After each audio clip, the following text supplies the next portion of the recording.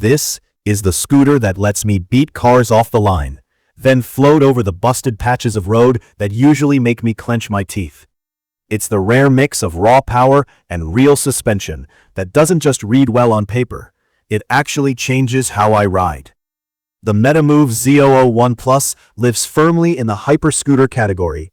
This isn't a last-mile toy or a fold-and-tuck-under-your-desk commuter. It's built for riders who want real speed, real hill climbing, and the confidence to carry more weight without stressing the machine. If you live in a walk-up apartment or need to hop on a bus with your ride, this will frustrate you.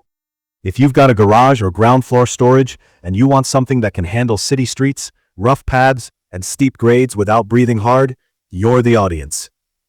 The design looks utilitarian in a way I actually appreciate. The frame feels like heavy-gauge aluminum with welds that prioritize strength over polish. The deck is wide enough that I can run a proper staggered stance or stand side by side without my heels hanging off.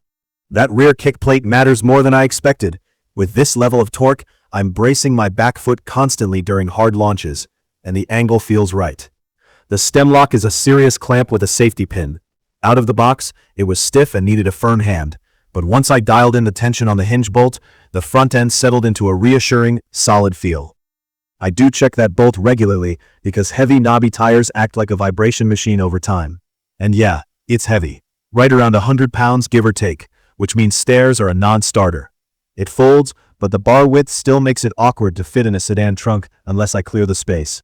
The payoff for that mass is stability and durability. The scooter doesn't flinch when I hit bad pavement. The cockpit is wide and gives me leverage over the front end at speed. The stock grips are on the firm side. Padded gloves fix the hand numbness on longer rides. My unit has the larger center display instead of the small trigger-mounted readout, and it's much easier to read at a glance under sunlight. The left switch cluster handles lights, indicators, and the horn, and that horn is loud enough to cut through traffic noise. Properly useful, not a novelty. I also like having dedicated buttons for single versus dual motor and an Eco Turbo toggle. I run Eco plus single motor when threading crowded areas, then flip to Turbo plus dual for the road. Setup was mostly straightforward.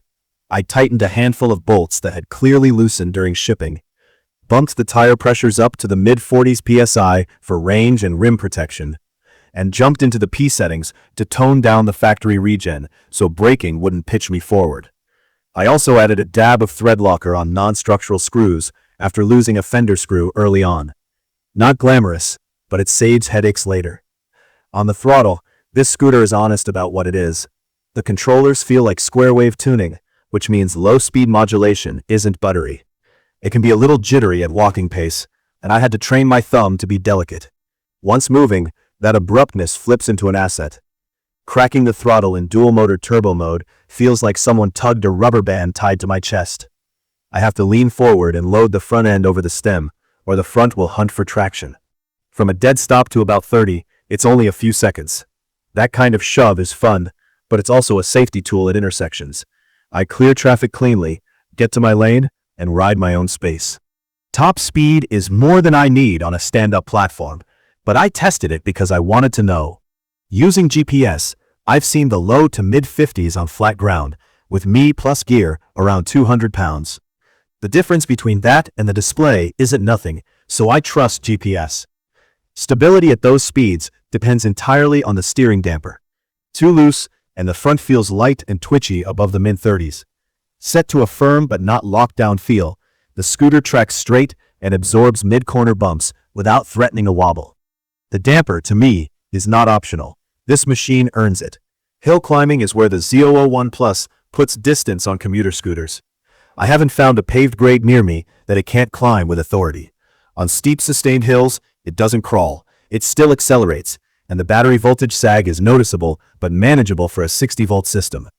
After a long ascent, the hubs get warm, which is expected, but I've never hit thermal cut on my typical routes.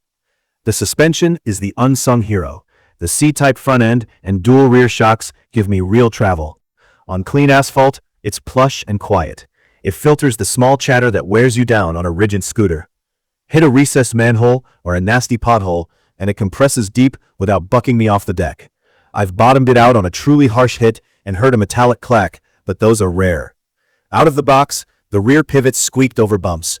A quick treatment with lithium grease on the pivot bolts and shock mounts shut it up.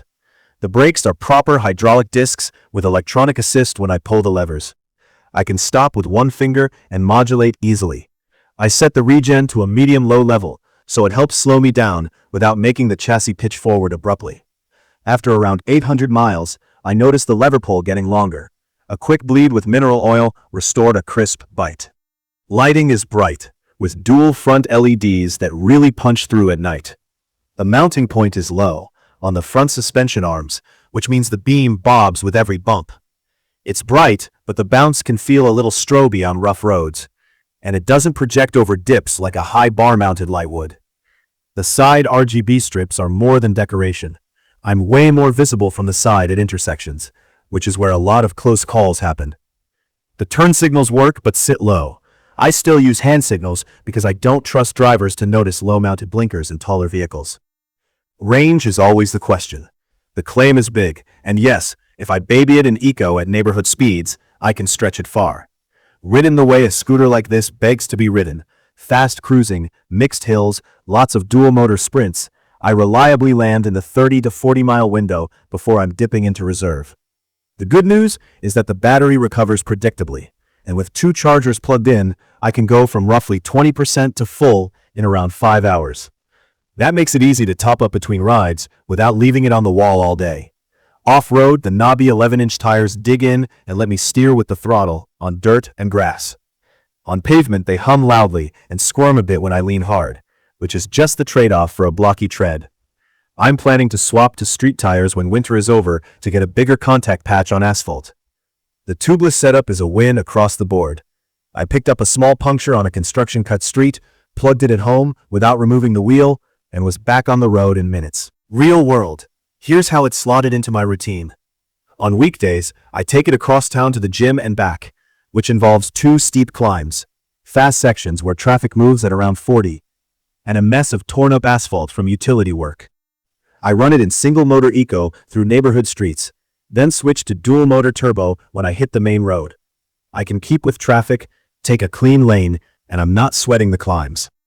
On the way back at dusk, the lighting keeps me visible, and the horn has saved me from at least 2 drivers drifting from parked spots without checking. For a longer weekend run, I tried the included seat on a straight path by the river. It's comfortable for cruising on smooth surfaces, but I prefer standing for anything with bumps or sudden stops. The added control from a standing stance is worth more than the comfort at speed. There are thoughtful touches that make the experience better. The steering damper being standard is huge for safety. The dual chargers cut downtime. The horn is properly loud. The wide bars give me real leverage over the big wheels. And the P menu lets me tune throttle aggression and regen in a way that makes the scooter less intimidating in crowded spaces. It all adds up to something that's powerful, but not unmanageable once you respect it. There are quirks. The throttle at walking speed is touchy. The headlights are bright but bounce because of where they're mounted. The indicators sit too low to trust around tall vehicles. The mass makes it a pain to move in tight spaces or lift into a car. And the maintenance mindset is real. Bolts will work loose over time if you don't check them, especially around the stem and the fenders. I've chased a minor stem wobble once and fixed it by tightening the central hinge bolt and adding a thin shim to take up play. None of this is difficult if you're comfortable with basic tools, but it's not a set-and-forget product either. So who should consider this? If you're an enthusiast who wants a serious scooter that can handle high-speed road sections, steep hills, and rough pavement without white-knuckling the bars, this platform delivers. If you're a heavier rider or you carry a lot of gear, the torque and frame don't feel stressed. If you've got a garage, like to wrench a little, and you're okay doing periodic bolt checks, brake bleeds, and the occasional tweak to the folding mechanism, it's a powerful, exciting ride that's also practical in a way many high-spec scooters aren't. If you need to carry your scooter upstairs, store it under a desk, or you want buttery smooth throttle at walking speed, this isn't it. I respect this thing because it demands respect back.